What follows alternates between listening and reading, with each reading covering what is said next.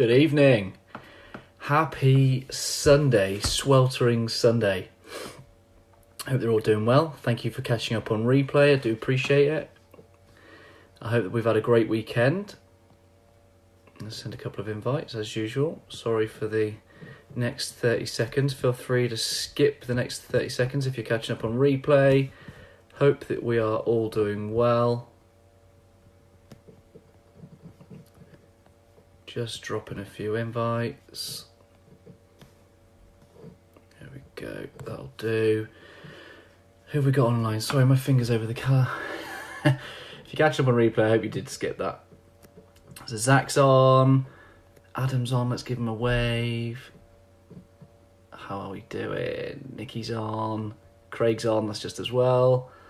How are we all doing? Hope that we're all well. Happy Sunday. Teresa's on. What is up?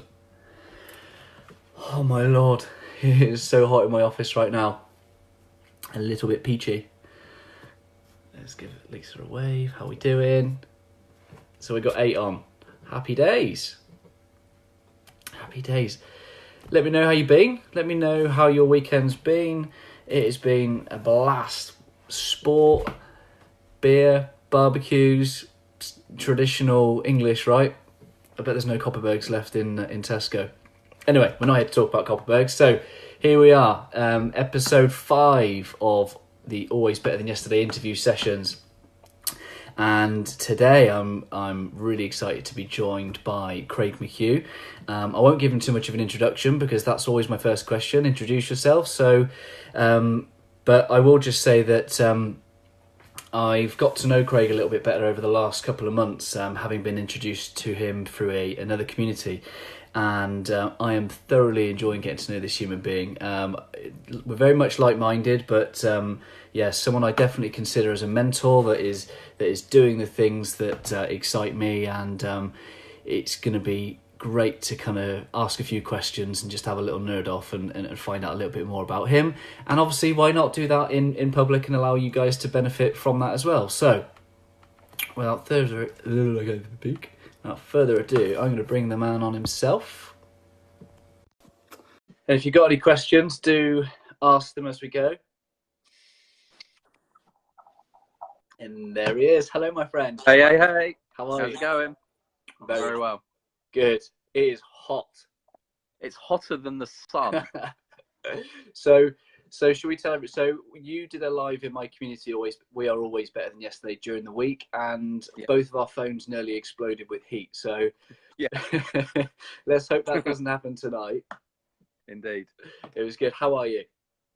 I'm very well. Had such a good day yesterday. Myself and Pam went to a local pub and watched the England game, and oh my word, what an experience that was. It was absolutely tremendous. Amazing. And so good to see everyone so happy. Yeah, it was really awesome. Yeah, it was a good day. Bit of a sore head this morning.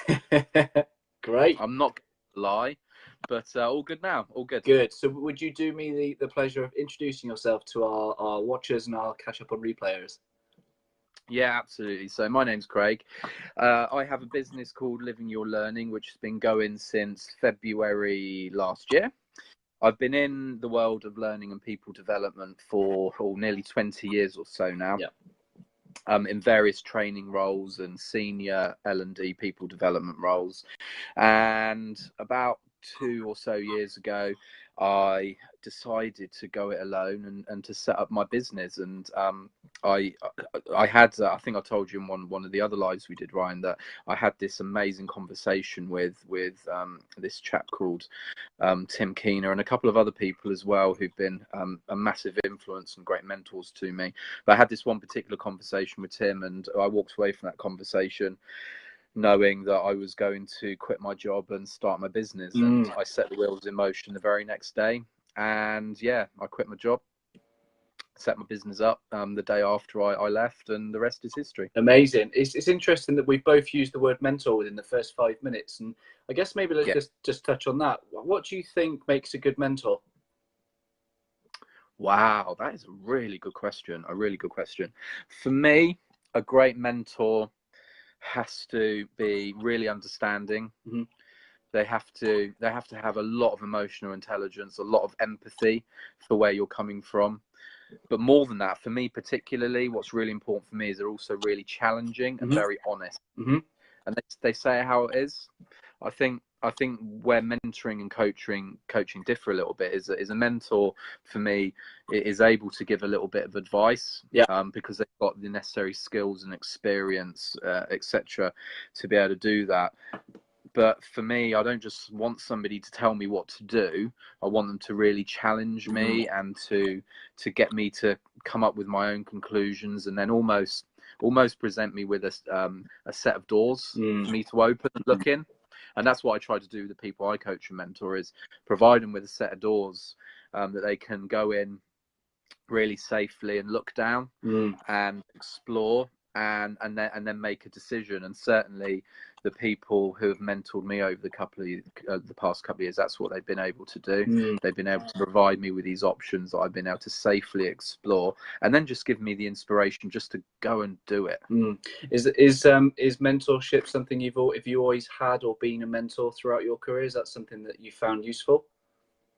Yeah, definitely. So my last role in the corporate world, I actually ran the mentoring program and set up the mentoring program for the whole organization. And I was one of the mentors on that, and I absolutely loved doing that, to be honest with you. It was amazing. And to see how people came on and how they improved, and just making them see things differently and say things differently and do things differently, which is the whole premise of Living Your Learning, to be honest, it was amazing. I really loved that experience, and I just want to do more of it, to be honest. Amazing. So for those people that are tuning in that are new to kind of self-development, personal development, would you suggest getting a mentor is a good thing to do? Oh, 1,000,000%, without fail. Yes. Yeah, and you know what? Don't just stick to one. Have two or three, because I found that when you have two or three, you can almost back off the different individuals, and you can be taking one point of view from one individual and then take it to another and go, what do you think of this? And I've come across this, and you get so many different perspectives and viewpoints that I think you then get a really good 360 view, and you're all really able to step back and look at it from the outside, which is such a valuable thing to do, because I think we too often get caught up in ourselves and in our bubbles, and we can't see things from a different point of view. And get mentors, definitely, loads, as many as you can. And I guess having a number of different mentors means that you're less likely to feel that you can find yourself within that, because you'll know that certain things work for you and certain things don't. And I guess that authenticity goes, actually, I like a little bit of this and I like a little bit of that, and this is me in the middle. 1,000,000%. That's what it's got to be about. I'm a great believer in people being able to adapt. I think a key part of learning and a key part of my steps to success model that I use with Living Your Learning is that when we learn something, we have to discover, we have to apply, but most importantly, we have to adapt. There's so much learning out there, and there's so much knowledge and theory, but it won't all work the same for every single person. And I think you have to take little bits. And I think as long as you are true to the principles and it works in the way it's meant to work, how you do it doesn't really matter. Chop it and change it. Do something different if you need to, but you've got to adapt. And only when you adapt do you then change, and only when you change do you improve and learn. Love it. So you're a key member of my community, my We Are Always Better Than Yesterday community, and you'll know that so for those of it that are in there, they'll know that I do this feature called Why Wednesdays, and in that is an opportunity for people to share their stories, basically, ending with their reason for being, their purpose in life. And it's something that I've helped a number of people do through my workshops and through coaching. It's something that I'm really passionate about, helping people find this sense of purpose within their lives or within their work. And then you did me the pleasure of sharing your Why Wednesday, and I think that was 10 days ago. And it was fantastic. So would you kindly please let the people know what your why is? Yeah, absolutely. So I've been working on this for, well, since I started the business, really, because I said in my Why Wednesday that when I was in the corporate world, in a normal job, full-time job, I really questioned what my purpose was. And the whole humdrum of going to the same place every day, and working with the same people every day, and being on the same train in the same seat every day, I was like, it's got to be more to this. What is my purpose? And I really questioned it. And anyway, when I set the business up, I realized that this was my purpose, but I hadn't quite articulated. I hadn't put it into words. And when I found that, I was then able to, in the words of one of my heroes, Steve Jobs, connect the dots backwards. So it'd always been there. It'd always been there, but I just hadn't articulated it. And I still tweak it every now and again, but I think the essence of it is there. But our why at Living Your Learning, and my why, is this: it's to inspire and enable people, teams or businesses or organizations, whoever really, to see, say, and do things differently so they can improve, they can evolve. That's really important. And they become even better at what they do, whatever it is. And the reason for that is I think anybody has the capacity to be even better at what they do if they are allowed to adapt and apply knowledge that they can use in the real world, and that they can learning experience that they can apply in their world. And I think anyone can improve. There's some people that don't want to, and that's fine. They're happy with their lives, and that's great. But I really do think that every single person can improve, and you've just got to find that, whatever it is inside of you, which I think is your why and your purpose, and you unlock it. And then all of a sudden, the world's your oyster. Yeah, amazing. So, and then this is obviously, before I even found out your Why Wednesday, it's like there's something about us. We're very similar. We stand for similar things. And then when you said your why, I was like, that's it. Like, we both represent. We both have this drive to see the world be a better place. And a million percent. My whole thing is about creating a world that is always better than yesterday. Yeah. And so, what does being always better than yesterday mean to you? So, you sent me a message yesterday saying these are some of the questions we're going to talk about, and I wrote a few notes down. And do you know what? It was a really tough question, actually, when I thought about it. So I tried not to think about it too much, and I came up with being better than yesterday for me is about having. Oh, excuse me, my cat's just walked in. Hey, Scamp, go on, out of the way. Sorry about that. I think being better than yesterday is about having a better impact on people and the world around us than I did yesterday. It's not about although hard work comes into it, and I think we've talked about this before, it's not about this #hustle nonsense. I don't like it or agree with it.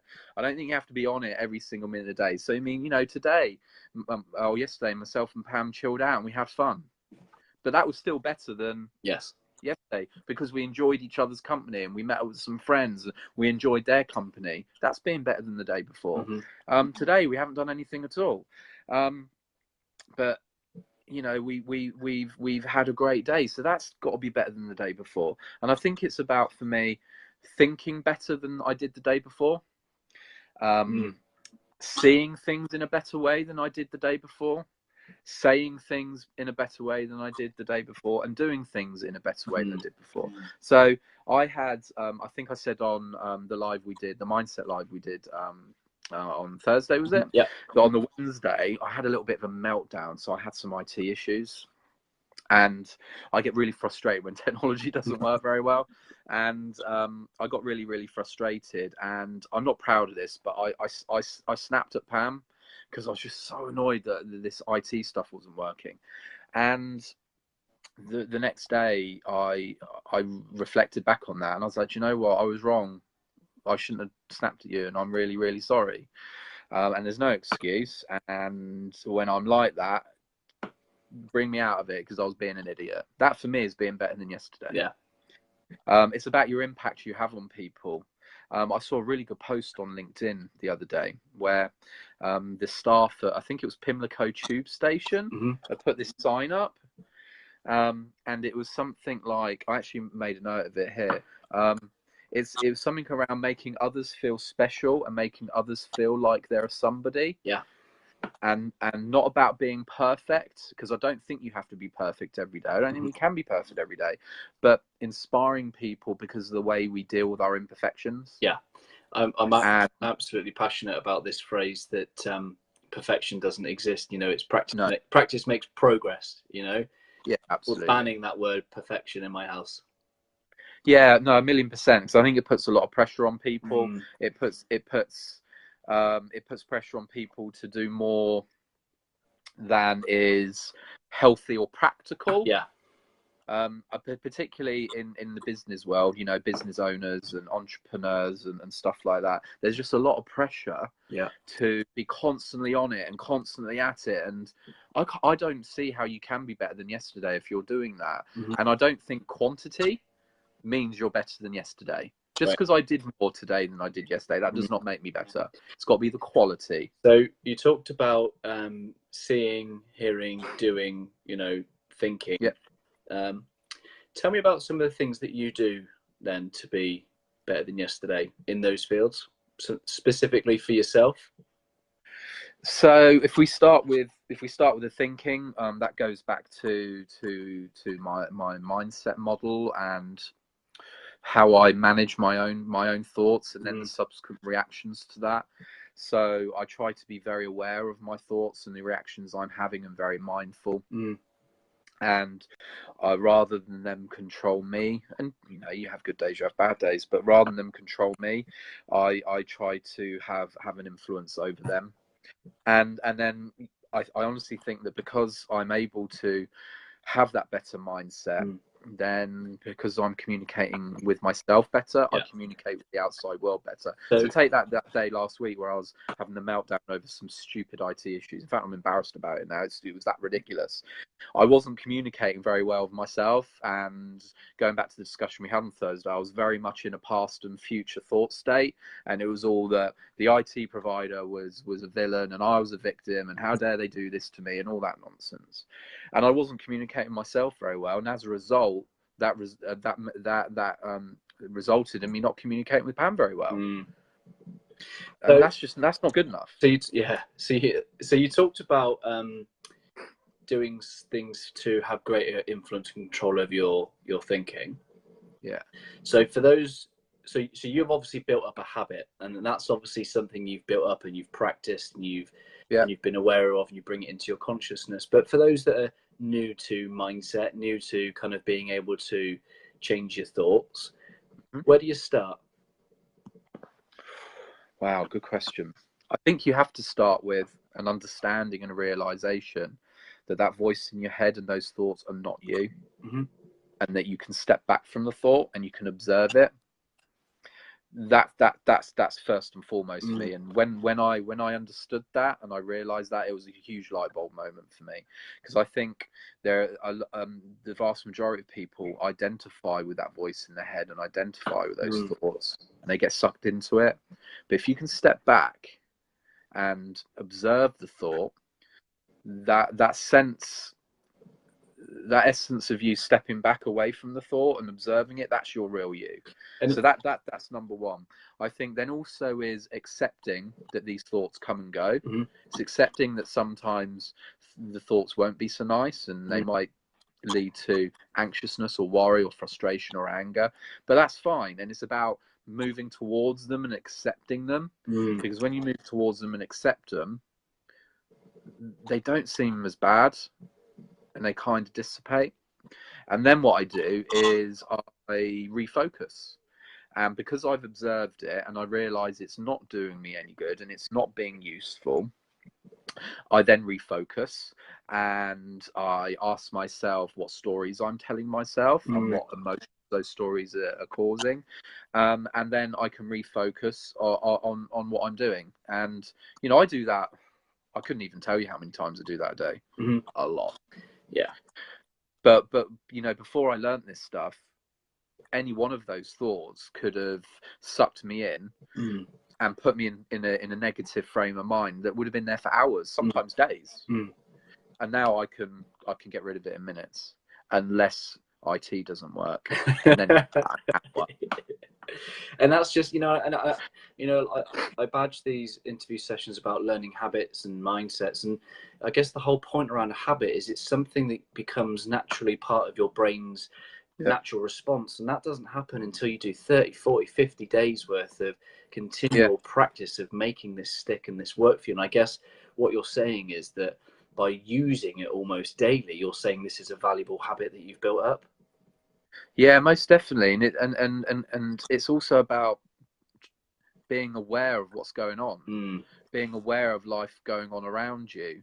It could be as simple as, I was watching the Grand Prix earlier, and when you're watching TV or you're doing an activity, you can very much get sucked into it, and you get lost in various thoughts and stuff. But it's sometimes good to just be very aware that actually I'm watching the Grand Prix and this is really good fun and I'm enjoying it. And you know what? It's a Sunday afternoon. I'm kicking back and I'm going to enjoy that too, because that's fine.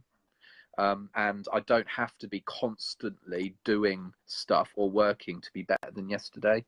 I can enjoy my space, and I can enjoy my thoughts and my surroundings and the people around me, and be consciously aware of them. And I think that makes me better than yesterday. Absolutely, and I agree with you. And this is like, and I'll share a little bit of what it kind of means to me. Is it's just the state of mind. It's being open-minded enough to just being able to take everything in around me right here, right now. It's that state of now that if I'm making the most of who I'm speaking to, or what I'm consuming, what I'm learning about my children, that means that whatever happens today must mean that I've improved in some way on the day before. Absolutely, a million %. Yeah. And I talked about these past and future thought states on Thursday, and I did make a point of saying it's not that you shouldn't go to those past and future thought states. You should, but for me, you go to the past to learn, but you can only do that now. You go to the future to plan, but you can only do that now. The minute it becomes negative and repetitive, that's the moment you have to come back.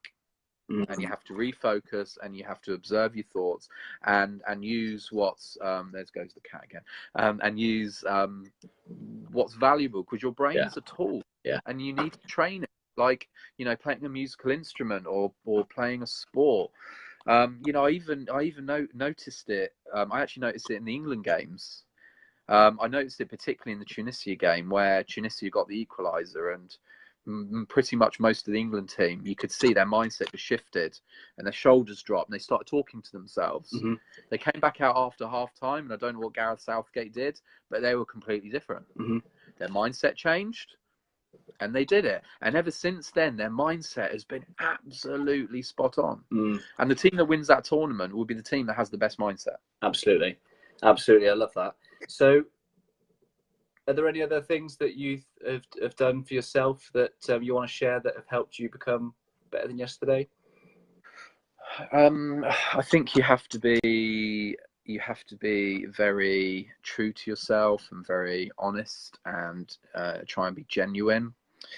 One thing that I do consciously work on a lot, sometimes I'm not very good at it, but hey, we're all human, is I think it's really important not to be judgmental.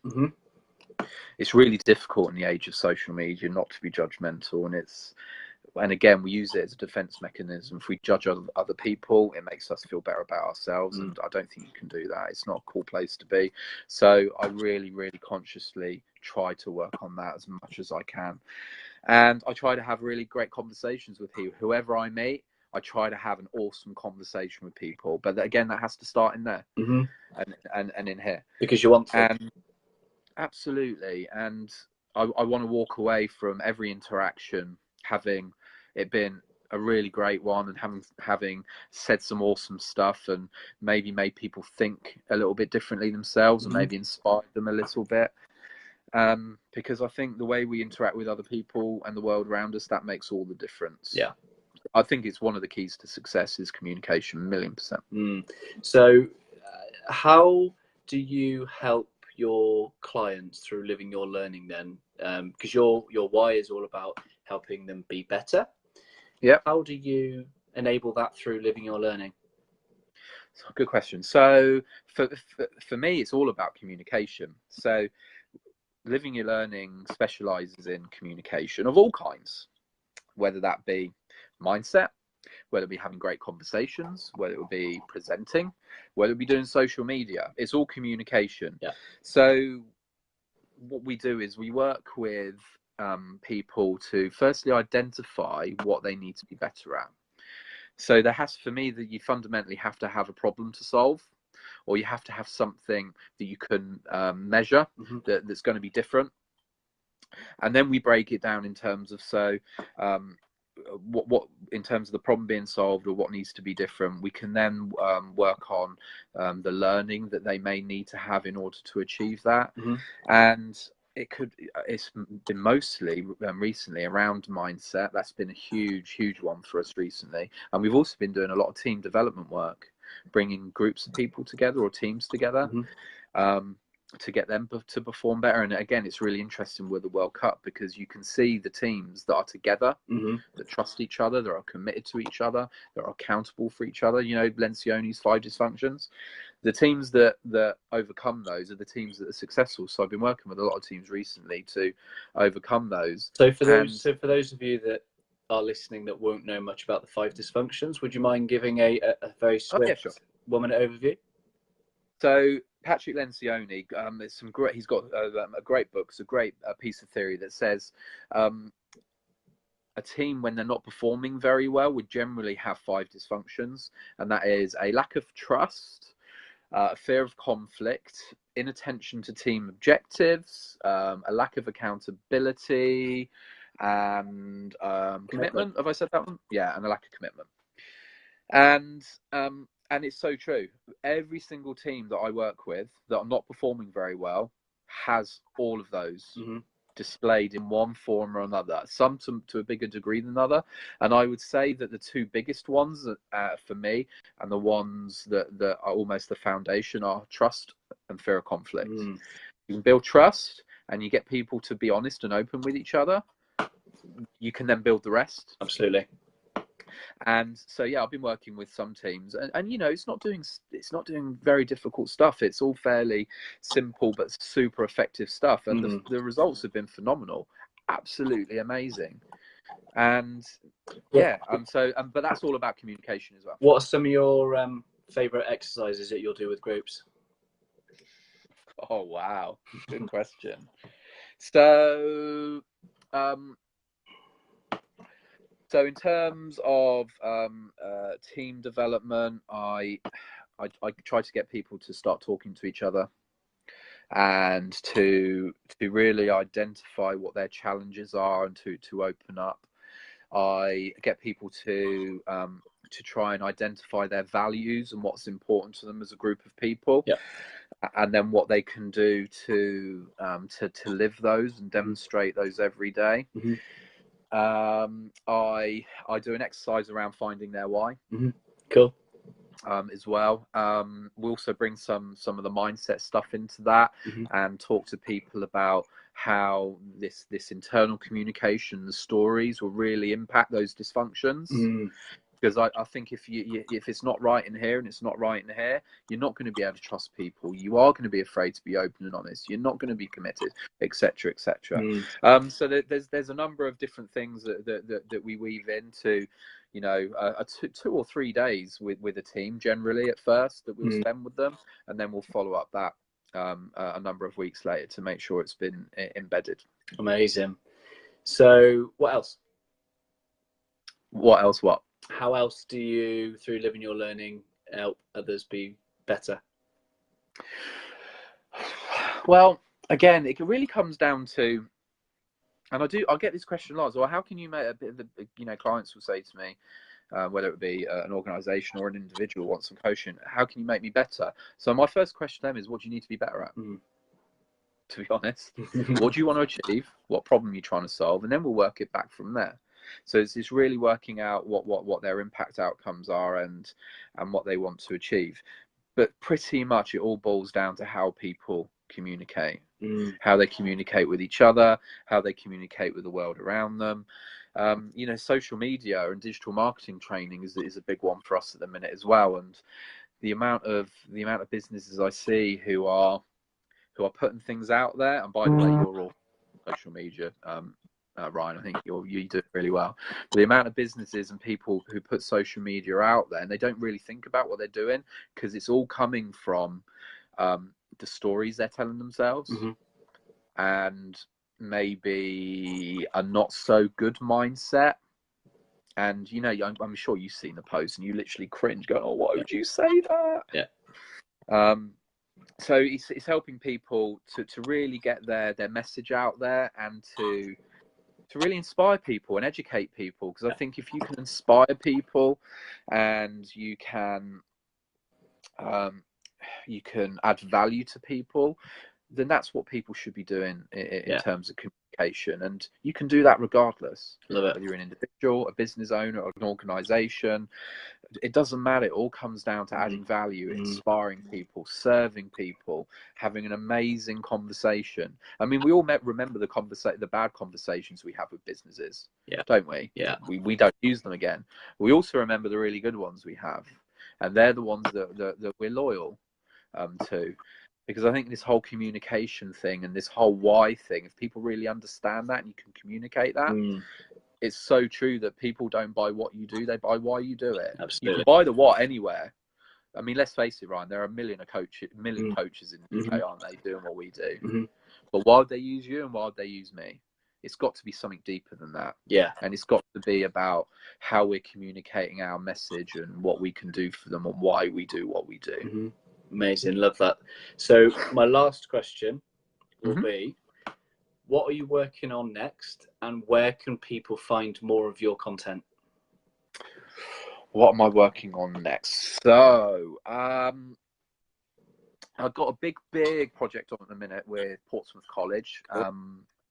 We deliver a digital marketing apprenticeship with them. Amazing. So that's a huge project. That's going on for the next year or so. Been doing a huge amount of work, which is just coming to an end now. But there may be some other stuff in the pipeline with a big organisation here in Portsmouth as well, which is all about again mindset and team development, and that's gone great guns. We've been working with a recruitment consultancy recently as well about developing them as a team. And to be honest, there's nothing wrong with them as a team, but it's how to make them even better, and that's what it's about. Because sometimes teams can be really good, but it doesn't mean you can't be even better. And Developing advantage. Think about. So we've been doing some work with them. There's going to be a little bit more of that. I'm doing some work with Dorset Council as well in September.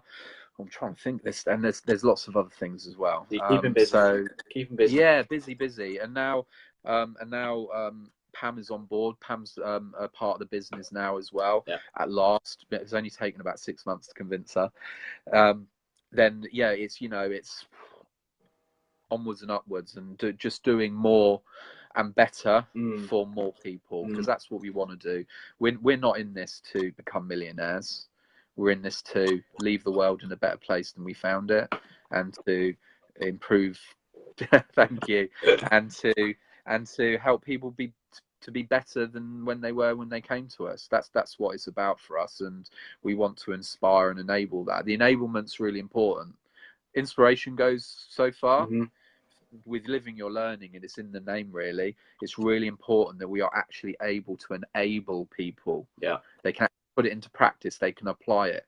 There's no point going to a great coaching session or a great training session going, "Oh yeah, that was really fun, Ryan was nice, Craig was nice," if they don't use it. Absolutely. And I think it's pointless. I think this relates to one of my core values, which is just about sustainability, and through my coaching approach, I want to, like exactly what you talk about, enable people to be better, to have those tools available to them to use as and when they need it. So I don't want to be needed. It's a case of, off you go, you run with it. Sort of, some of my coaching clients, I've seen them twice. The initial session,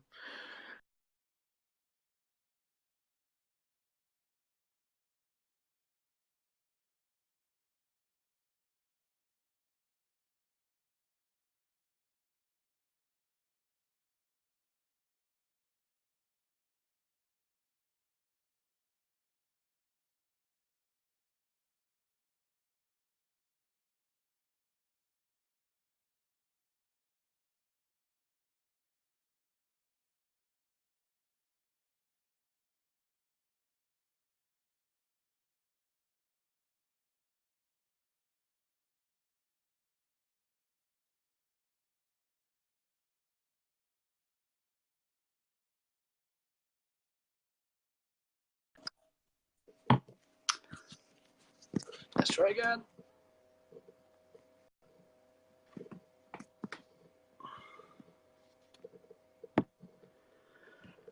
Phone caught fire again. Phone caught fire again. Sorry about the delay. Let's see if Craig's still on. I knew that would happen. Let me see if this still works. Let me see if this still works. Are you there, Mr. McHugh? Are you there?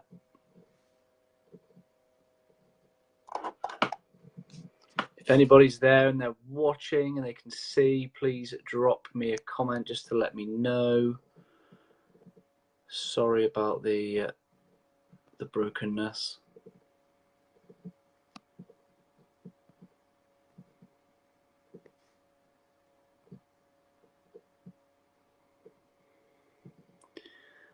Oh, right. I'm very sorry about that. What I'll do is I'll wrap up and I'll see if I'll see if Craig can join just to do a final closure. Ah, you're here. Brilliant. Can you request to join, Craig? It's not letting me do it. Typical way. Come on. He's there.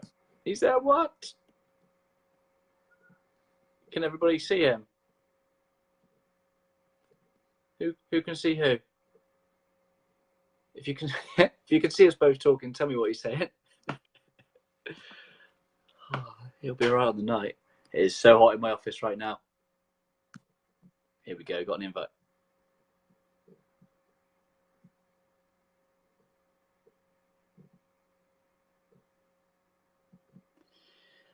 Oh my lordy.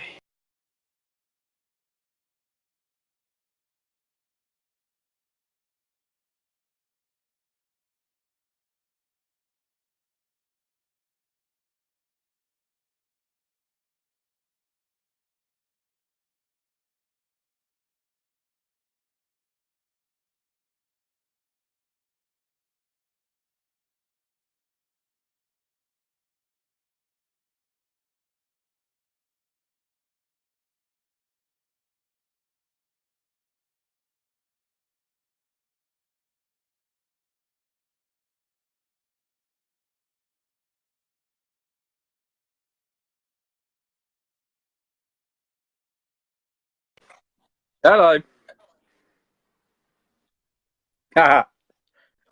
I'm back.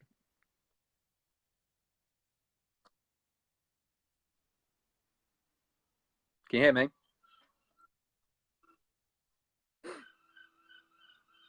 My phone is literally smoking. Cool.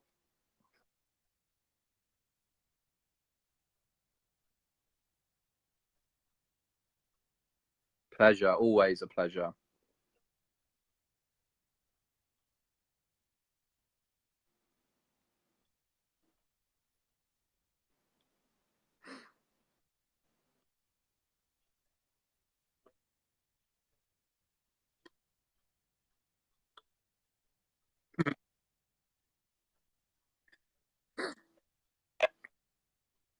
Pleasure.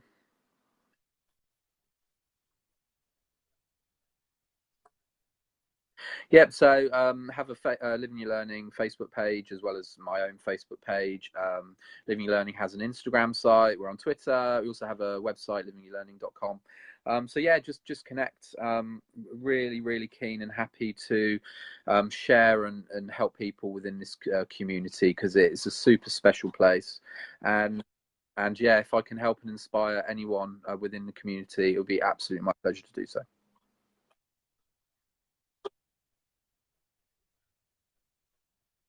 Yeah, we'll do.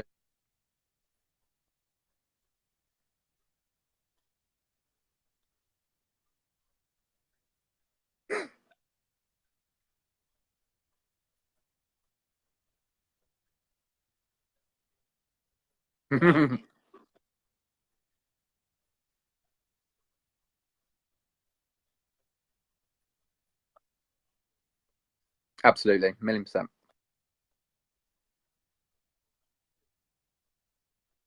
Oh,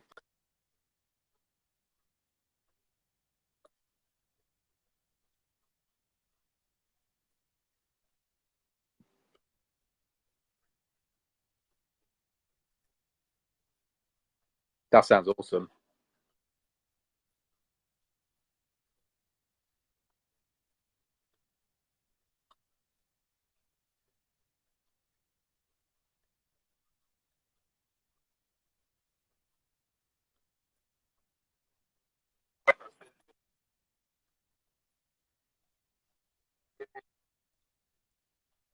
See you later, buddy. Take care.